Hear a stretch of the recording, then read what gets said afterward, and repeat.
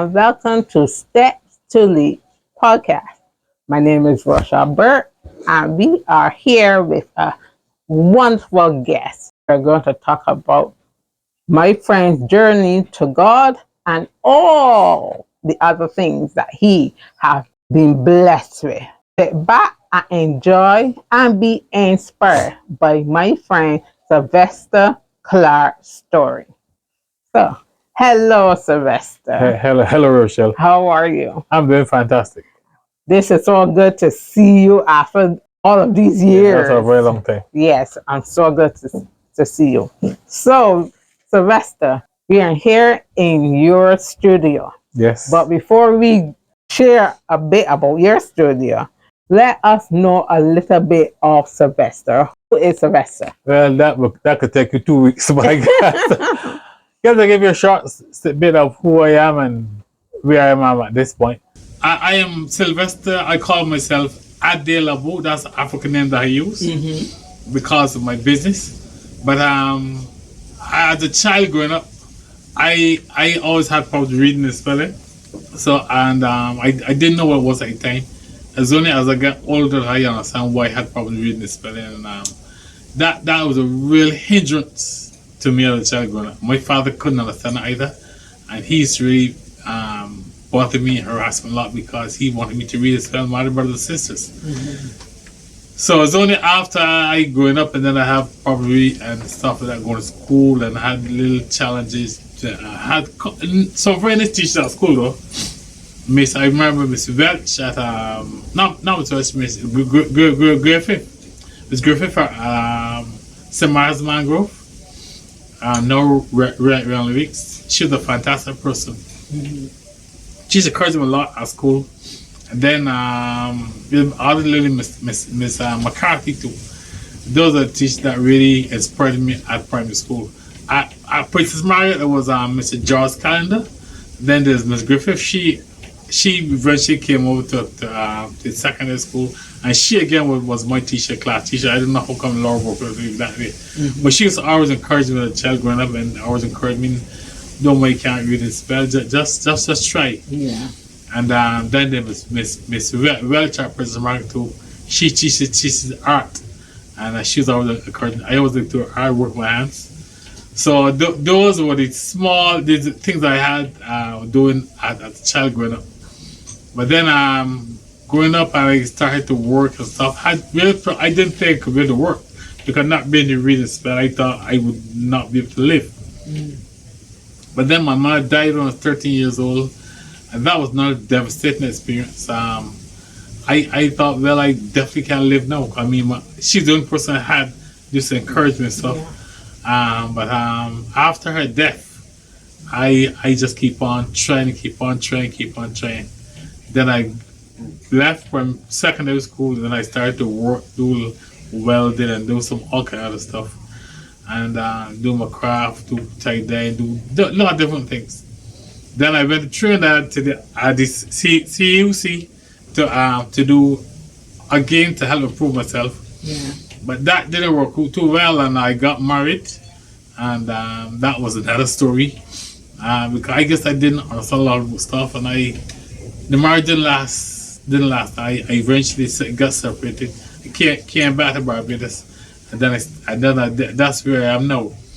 For the last 35, I came back to Barbados in 87, and then I wasn't working. Had to find something to do. So I did some more kind of stuff. I did gardening, had to have somebody. Then I did drive taxi. Did construction work and stuff like that. Like my father, I was a carpenter, so I could help myself in the construction thing. And then I went to a Croatia case, and I saw this weaving. I saw the weaving, and I thought, this is what I want to do, because I had never seen it before, and I thought this is what I want to do. Because I always like do things that I don't really want to do things that everybody's doing. So I went to IDC, and they didn't think I would stick with it because weaving, I didn't know what it was. I tell me that. But it's so tedious and takes so much time and so challenging to set up the loom. But I stuck with it, and I got the loom set up. We learned to weave. So now I'm creating my own stuff. What they taught me to weave, I didn't really want to do that because there's a lot of that going on even on now.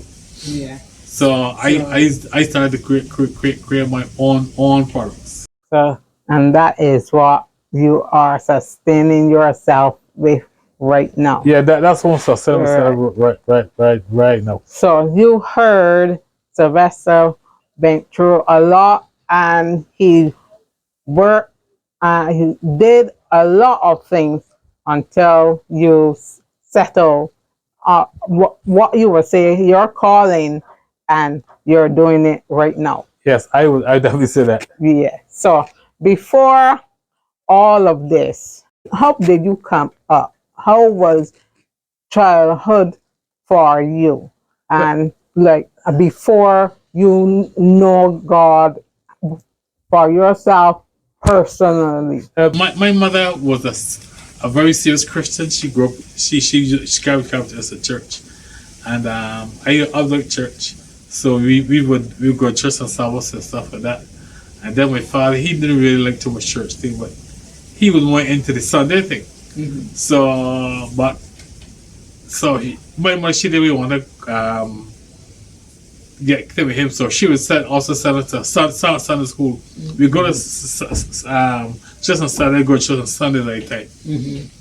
And so on. But then after when she died, well, all that friends, she started with church Saturday or Sundays. Mm-hmm. And then I started to do all kinds of stuff because then I was just about 13, so church is not a big deal at that time. Because you don't have anyone to push you or encourage you. No. So yeah, you just by yourself. That's by myself now. So I used to do what I have to do. I would go to fairs. I would go to.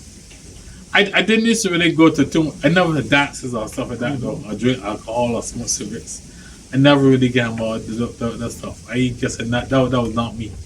Did you feel different after we know the death of your mother? That's very sorry about that. But after not being able to go to church or to even be with that spiritual teaching, how different did it feel? Just not going to church, not doing anything that you know your mother would not approve. How, did you feel different? Yeah, well, I guess I felt different. I was not really totally happy with what I was doing because I think my mother a lot. But I know that she would not have liked me to be living the kind of life I was living. Mm. But I didn't. She was not there, so I would just do what I have to do. But I somehow, in my back of my mind, I used to always hear her encourage me to do what I want to do because I'm back to sometimes, especially have to go to find a job or do anything and not do things I want to do because of my challenge of reading Spanish. I would still always hear her encourage me. You're a nice person. You can succeed. You will succeed. But it was really challenging not be able to read and spell. So that I would still keep trying. Church. At one point I had a friend. He used to encourage me a lot too. I saw him. He went to one of these over the Asian countries as a mechanic. But he always encouraged me as a person. So I used to really just stay with him, but I still never would take it serious. I really didn't bother with that, the church thing. Mm-hmm. But it really was not. It was not easy. But I still was just here and there. I would go to church, and then I would start going to church with fear and stuff. But for sure, definitely not alcohol, definitely not rum. But then I started to do some work as a welder, a welder at a company in Bay Street. And then I remember once the person there, he wanted to teach me life, and he would go after work and buy beers and stuff, and he teaching me life, and that's not the life I really want. Yeah. So once I got drunk, the bus carried me away, and this afternoon, I tell you, okay, you Jeff, you can go ahead. I could come in just now. Mm. So when I know he's gone, and I put on my clothes and I left, and I went a different road to where I know the rum shop was. So I said, really want to get involved in that rum thing because the way not now easy. And that shows you Well, the Lord said that when the devil is coming to you, just go the other way. So that's what you did. Yeah, that's what I didn't. It was not me. I didn't really want him drinking alcohol. He, I guess, personally at that time he wanted to teach me life, and that's not exactly life I wanted though. Yeah. That's exactly life I wanted. So that's not life I wanted to talk about. So then I started to I eventually started going back to church, and that's where I got rebaptized. Then I started going back to church and stuff. Then I always wanted to improve myself. So that's when I eventually went to Trinidad to improve myself in reading and spelling.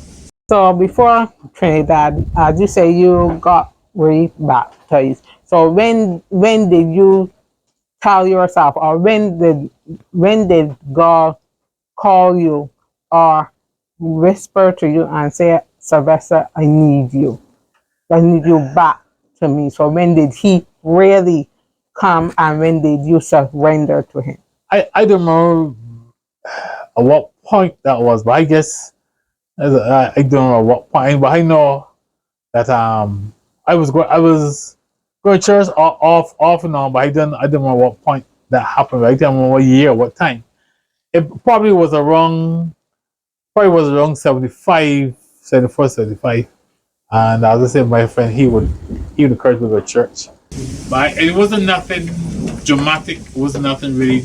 I just want to go. I went to church, and stuff like that wasn't really nothing that really happened so dramatic. I went to church, and then I got re-baptized. It was nothing too dramatic. I just went to church, and then I got and I got baptized. Then I got baptized in the Sixth Adventist Church.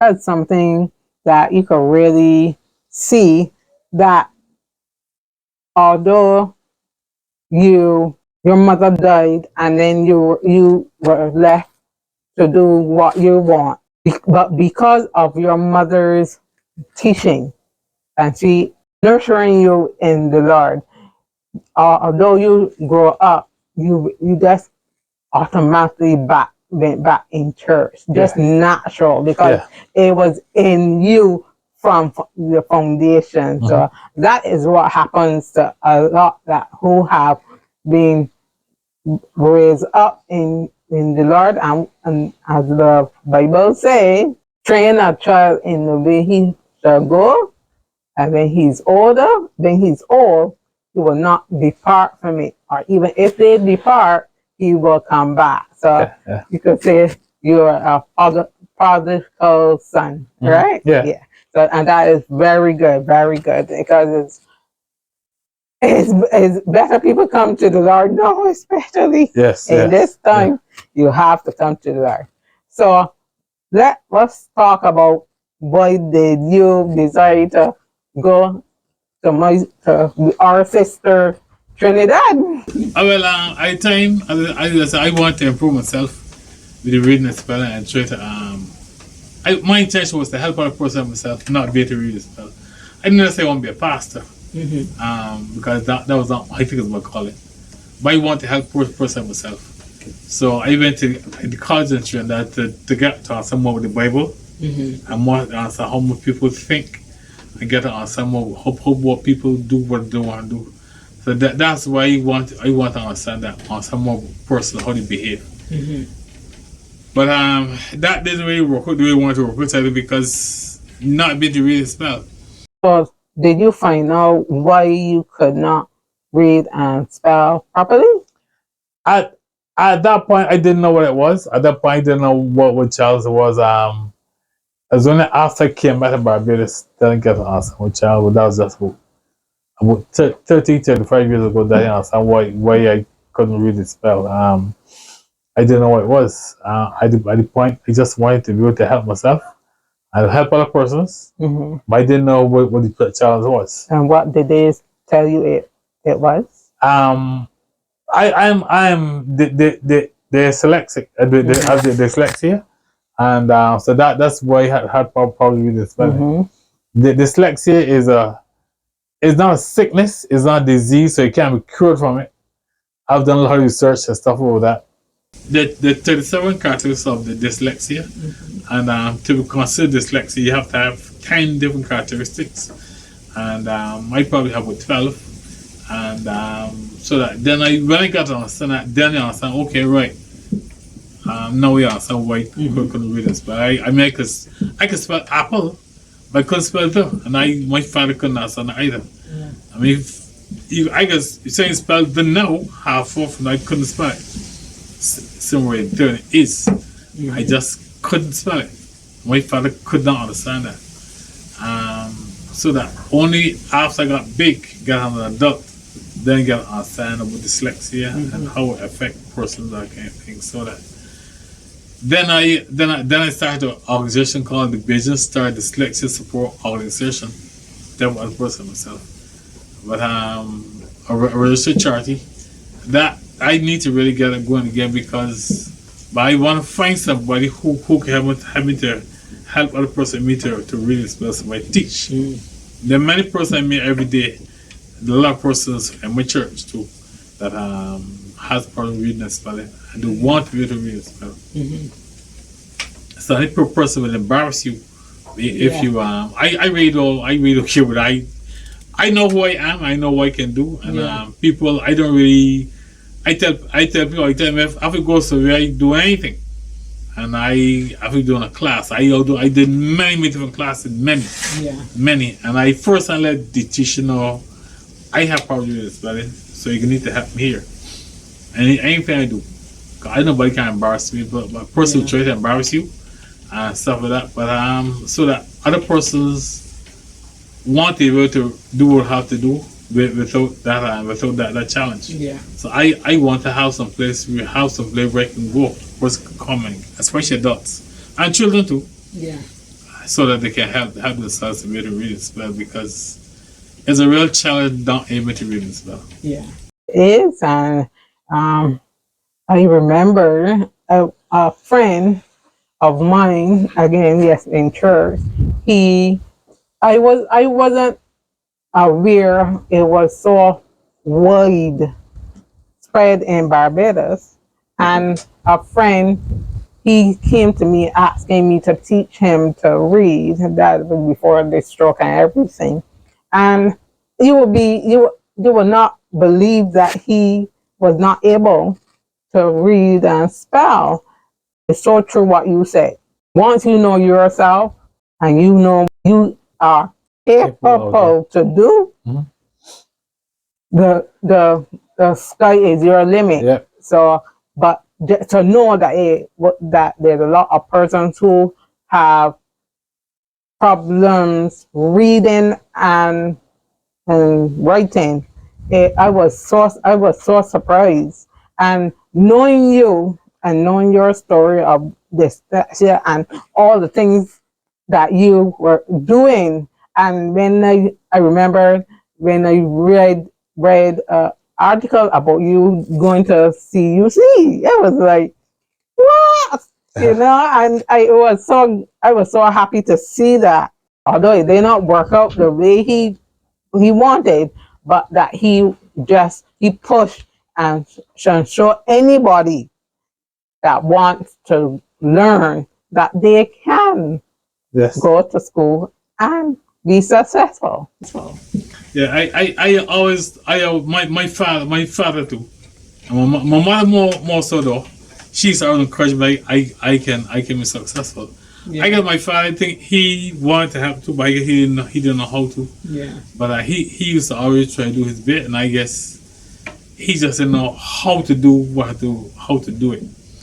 But my mother was always, I guess she just would do her bit. She didn't know how to herself, but she would encourage me anyway. Yeah. So that parents need to encourage the children, especially if they have problems reading and spelling and that kind of thing, because at school and stuff, at my school never had problem with that with my classmates. But I find nowadays school children are not nice to each other and ways that have those kind of challenges. Yeah. So that parents need to help the children with those things. Yes, you hit the nail on the head. If children are being bullied at school, they should never come home to parents bullying or pressuring them, encouraging and nurturing. That will help a child grow. It's so big that school will not wear them down or, or make them feel less than. So yes, what you heard what Sylvester said, parents, you are your daughters or your sons' biggest supporters. Put that in your mind and understand that is a big job and you are needed. So yes, thank you for saying that, Sylvester. Yeah. A lot of parents do not think that way, and the toxic attitude that comes with children, especially who cannot grasp academics before they try different ways of trying to teach your children or find out what your children really like.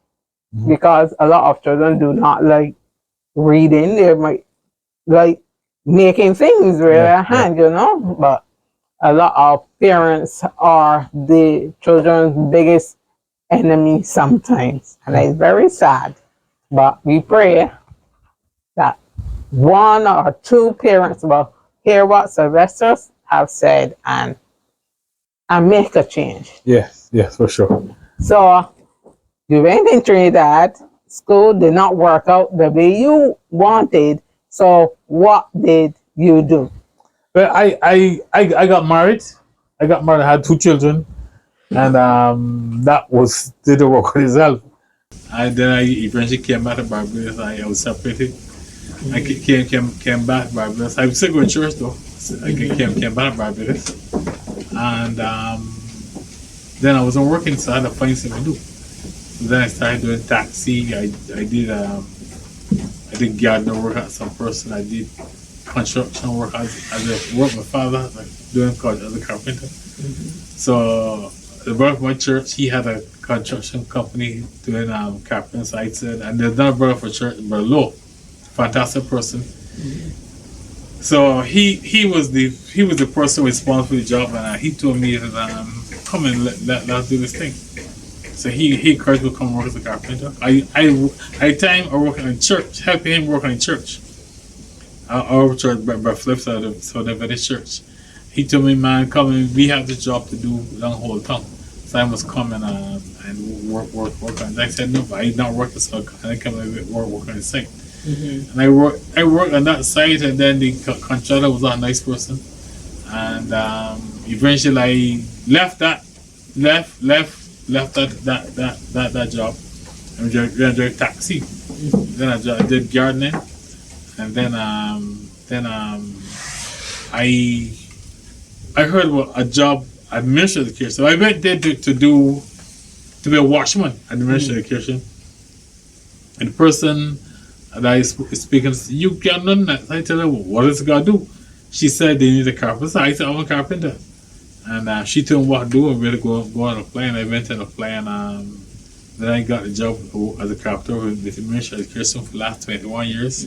Okay. And now I'm retired on the 1st of June. I retired. So I do my craft full time, and that has been a fantastic. That part of my day was a fantastic journey. Then I had an opportunity to build this house. So I did the carpentry on this house, the tiling, did the plumbing, did the plastic.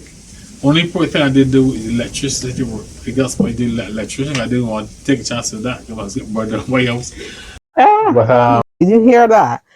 Sylvester have done a lot of different things, and you should never stick to one thing. If you can learn 2 or 3 skills, that's good, because you have built this house. I built it myself. You have outfit this house. Yes. If you want to cut down on spending, learn a skill. Like with me, I am a joiner. Although I have one hand, I am a certified joiner. Right. So if I want any furniture, cupboards, countertop, anything, I still can Right. build something, you Okay. know. Right. So I mean, you should, and many more skills I am certified in. So it's good that you were able to learn different things, and so that it will sustain you and encourage others Mm-hmm. that if you are doing it, they can do it Yeah. too. I also do. Tie dyeing and batik, hand painting, and pottery. And so Yeah, that's what I'm doing. That's what I'm going to do for from onwards. yeah. Well, along my weaving, I'm going to be doing weaving. I'm going to make an African style garments. I'm going to be doing a bit of pottery to make this paint spots. They're doing paper mache. I'm going to doing a lot of different things. Yeah. And lino prints. I'm going to doing hand paint and fabric tie dyeing. But I'm only going to do African style garments though, because I don't say want to do everything. I'm not all people doing garments, Mm-hmm. so I don't really copy or don't do what they're doing. Yeah. So my garments are going African styles, and so then there are not many people doing it, and I don't necessarily want to do things that everybody doing anyway. Yeah. So that those are the skills I have. I mean, I think it's fantastic. Yeah. Apart from the carpentry and stuff to do, I mean, to be and then do African style garments and salsa and weaving. So I think I am is fantastic. Yes. Yes, and it sounds so fantastic as well. And I really did not know about weaving like that. Me, I knit, crochet, and plaiting penguins. Okay. Right, I do that, baskets, Okay, everything. right. I raised up, my grandmother taught me that all Okay. from small. But I never heard about weaving like that. You will see the mat and thing, but you will automatically think, okay, a machine did that, and you know what? That person really take their time and being so precise. And it is so beautiful. I mean, for me, I wish I could get one piece from each section of work that he does, because it's so beautiful. But we are going to show you some of his work, and he will explain it and things.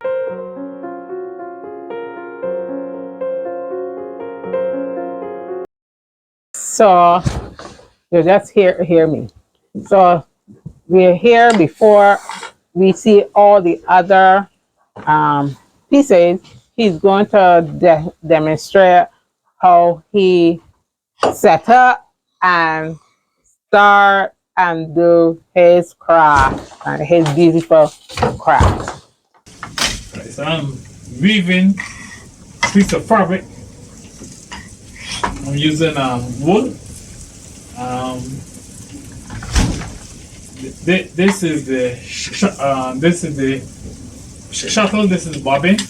Bobbin is a wool on it, and I'm weaving.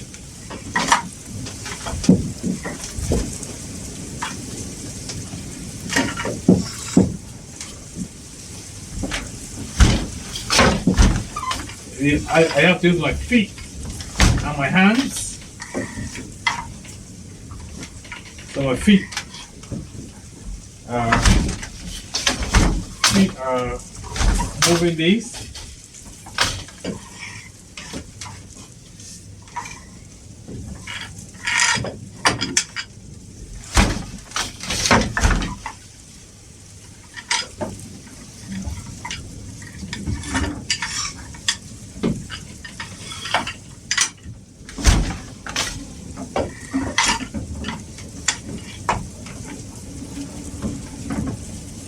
Is moving.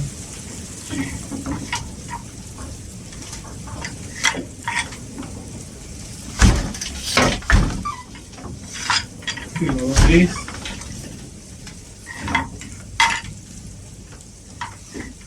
Sometimes I I used to use scraps of fabric. So when people sew, I would take their scraps and cut it in strips and we weave it also.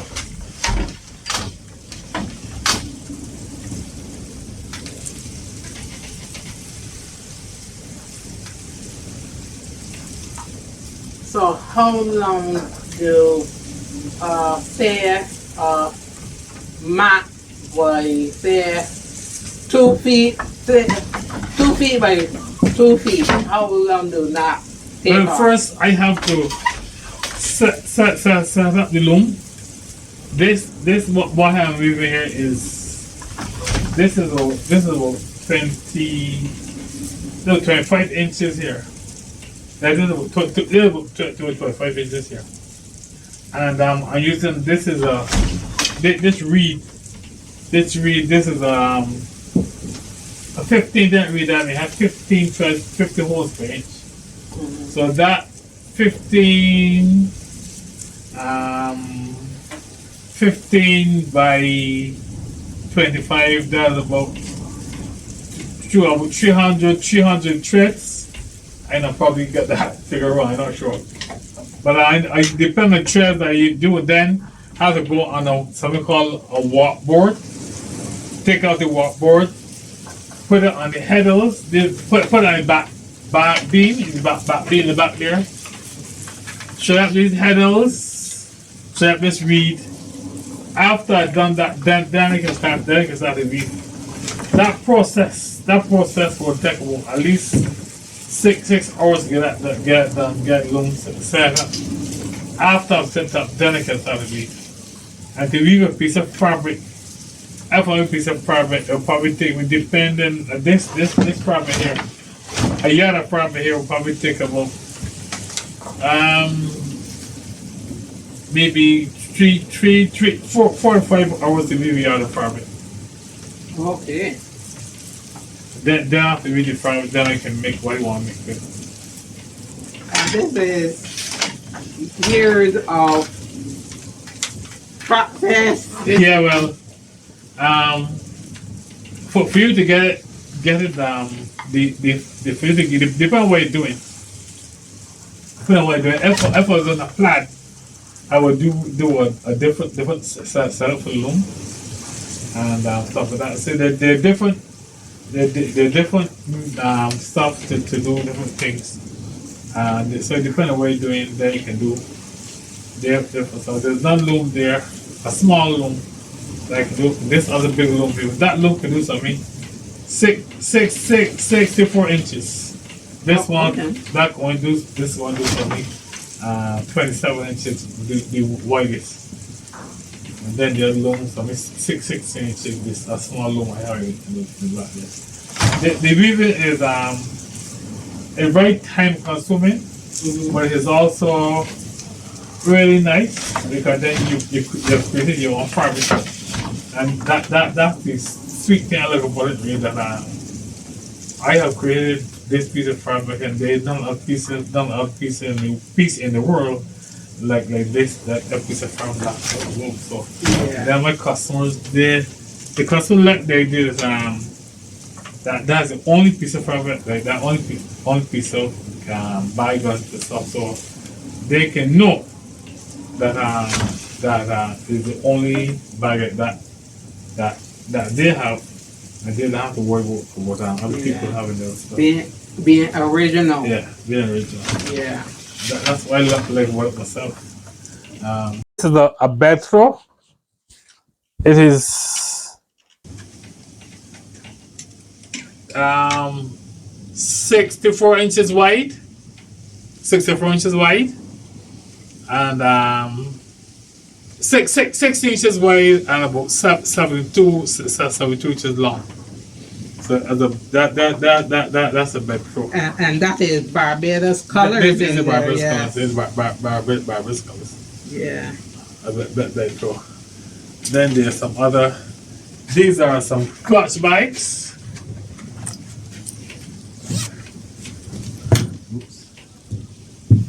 These are some clutch bikes. I also line them and put foam in it and then line it with other fabric and so on. These ones here, they are woven with the recycled with bits of fabric. So this part is recycled bits of fabric. This part is also wool, and then so I do a combination of things sometimes, stuff like that. So no wastage. No wastage. Yeah. And no two product are alike either. This one here is another recycled fabric, and then some ends. When I weave these ends, I will recycle them again, and the ones I would now throw away, I collect them and then I weave them in again. So then this is some of the recycled fabric from where people sew, and yes. So that tells you really get one of a kind. Perfect. Yeah, one of a kind. These are also I do this deliberately. There's some person like to have this textured feel, so that this is not too too nice and smooth like the other stuff. Per person love to have this. So I pull them out sometimes and get this to happen. These are also will receive recycled material. Chiffon material. Chiffon. These are cotton material. It's cotton yarn I weave. Oh, what are all the types of material do you? I use cotton. I use wool. Then I use when people take the scraps we use sometimes. But it's also so they depend on what I'm doing. It's cotton, wool, crochet. We're selling cotton. Selling cotton is going Barbados. Mm-hmm. That's nice, but it's really pricey. Mm-hmm. But I also do it sometimes. But that is really it's nice and soft. It can last a very long time, long time. But it's also very pricey. So I can't afford a lot of that. It's just too pricey. This is a scarf. This is a scarf with the Barbadian colors. Again, if you're being patriotic, yeah. A scarf with Barbadian colors. So I do a lot. I've been doing a lot of scarves. This. A lot of different scarves with this is wool. So this will not be good to we have here in cool, but they could probably. I have scarves too that I wove with the cotton. Mm-hmm. This will be better thing for scarf with cotton, but this will be good for the cold climates. Yeah. So any visitor or returning person, you could come and check. Adelabu, Adelabu, and get something nice and original. Yes, original is the word. Nice, and you're not gonna find any two the same thing here. Each piece is original. Yeah. There's a wall hangers too. The wall hanger, like there's so much of them that I have them. They're not spread out as best as they could, but there's so much out there.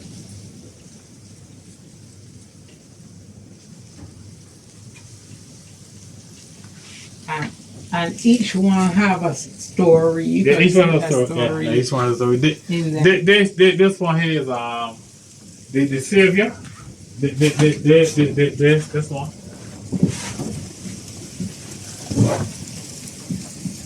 This one. This is an exhibition. This one here is this is going to church.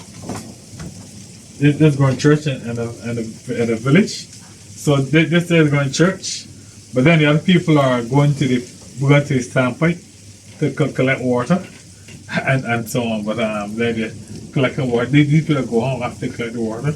These other young people are and so on. But this lady here, she is going to church at the church. Beautiful. Yeah, this one here is this is village life. Village life in Barbados. So this person is going to line, and there's a school, a house, and so then other trees and stuff in the village as well. So, how do you feel when you enter product and you look at exactly of what you vision in your mind? How does it make you feel? It makes me good because while I'm weaving, I don't necessarily want to have a specific thing in mind. As I weave, different things happen. So so as I weave just weave the different stuff. And it makes me really great that I've created a special product. It really makes me feel great. Thing here, this is a spinning wheel. This is a new thing that I'm going to be doing. Be able to spin my own yarn. Oh, okay. Yeah, I saw it when I came in. I was like, yeah, that's fun. This is spin my yarn. I can't really, I don't know much about it. So I've done some research on it now. I always want these though. So when I had to get one, I got it. And so this is nothing I want to do. Be able to learn to spin my own yarn with the our ceiling cotton and even the silk cotton. I know this silk cotton has grown in Barbados. That has enough to set all together. Versus if you have one of those at your house, you can protect it from the piece.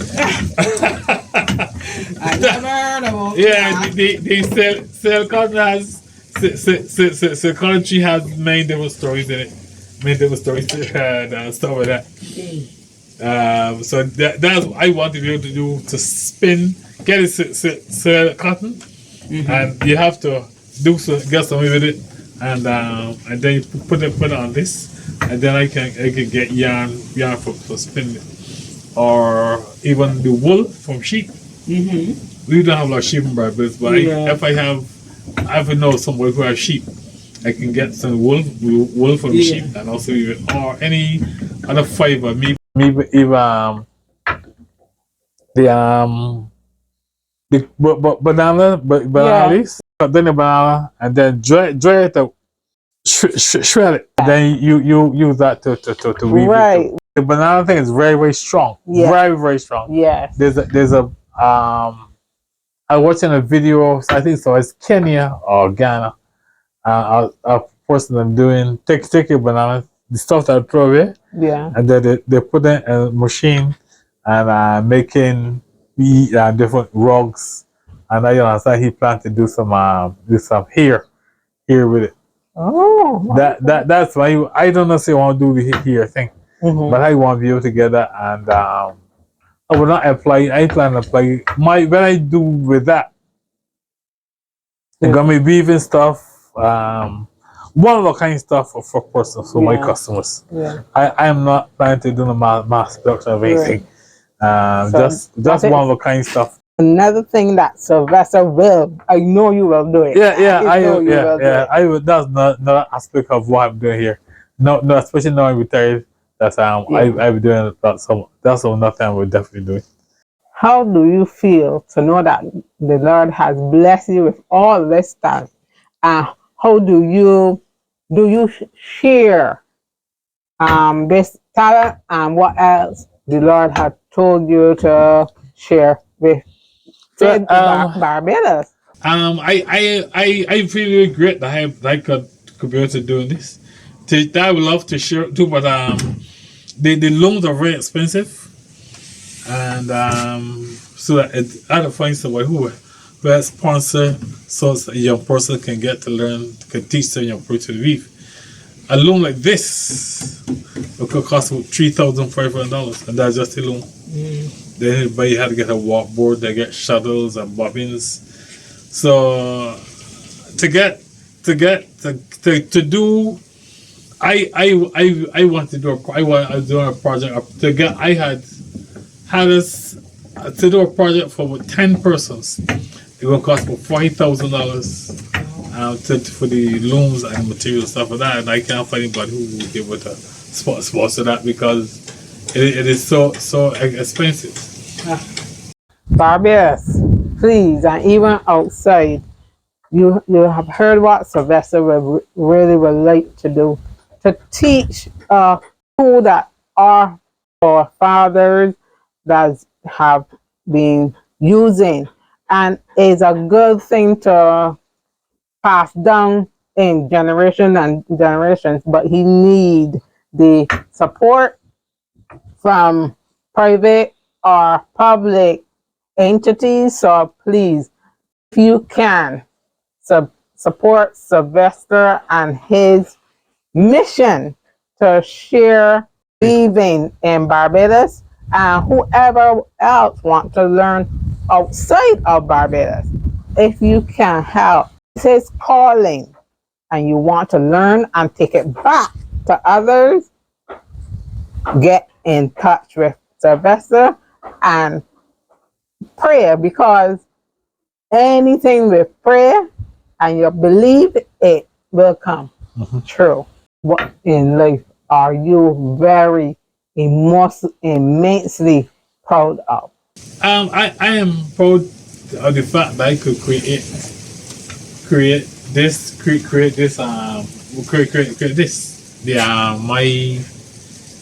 The fabrics I do. I mean, these fabrics are. I think they're fantastic, and to think that I've created this myself. I didn't learn to weave. As I say, I didn't learn to weave to do this. So and I think now that I've done it, person see it and want to learn. Because when I was doing this, no other person really want to do it, but they didn't. They couldn't see anything happening because it is not wasn't. I guess nobody could see this happening, but so I've created, and I feel proud to see that I've created this, and this is the tail runner. This is wool. I think it's fantastic too. I got an award for this from the NCF exhibition. Yeah, this is so good. Yeah, this is very nice. It's wool, a table runner, and I did this fantastic. That is so beautiful. It is very beautiful, really beautiful. It really feels great to see that I've created this stuff. Yes, feels really good. Wow. What legacy do you want to leave for your family, your friends, the world? Because you have done a lot and you have not tuned it to yourself. You give all glory to God. My legacy will be able to know that I have just created this thing. I've created this business, and I want to pass on to my daughter, and she isn't sure that, and so that is my legacy. That I created something different. I've created a fantastic weaving, a business weaving, and so on. Oh, that is good. And what encouragement can you leave with others in their spiritual life and their journey to God, and to do what they can despite of their difficulties of learning, especially in life? I think we can, anything that you want to do, you can do. You just have to put your mind to it. So anything that you want to do, you can do it. Anything. You shouldn't limit yourself for any specific sort of thing. Just decide what you want to do and do it. So you shouldn't limit yourself because of not being able to read and spell, not be able to. If you're disabled anyway, if you want to do something, do it. Don't limit yourself to any particular thing because you think that you can't read or you can't walk or you can't do whatever. Just do want to do something, do it. Yes. You heard Sylvester, he said, whatever you want to do, put your mind to it, believe in yourself, and you can get it done. Correct? Yeah. Yes, you can do it. You can do it. And the most important thing, pray and ask the Lord for his direction and what you're supposed to do. And you will get it done because the Lord is backing you. Remember, Yahweh is our biggest supporter, biggest, and he wants the best for us. So as you have seen this wonderful, wonderful creations of Sylvester, as you have heard his business, I cannot pronounce the name. Adelabu. Right. And do you, what is the meaning of that name? Adelabu means the prince that passed through deep waters. So I've had a really rough childhood. So I passed through a lot of deep waters. I have lots of challenges. My friends also call me. My friends call me Ade. So they could just say Ade. Ade is good.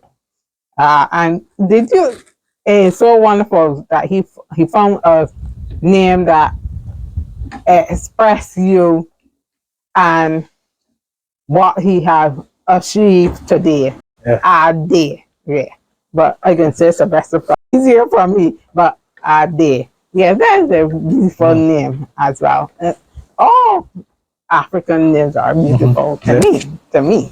So as you have seen, and if you want to get in contact with Ade, Sylvester, and his craft, I will leave all his contacts in the description and in the show notes in podcast streaming services. Or if you want to message me, and I will get in contact with Sylvester. Thank you very much, Sylvester. This was in years of making, but we have made it. I can hope to get one of these wonderful bags. Yeah, I see some bags, and I'm sure it out. You know, we have to chance of support, especially our small entrepreneurs. He's enjoying his work. Thanks. So thank you again, Sylvester. Thank you for coming. You're welcome. So we have come to the end of another wonderful conversation, and I hope that you have been impressed immensely. I was totally impressed and blessed because of all the Lord's blessings that have been showering my friend as he do his beautiful work. So until we meet again next time, be bold, be brave, and just know that you can take your steps to leap. Bye-bye and be blessed.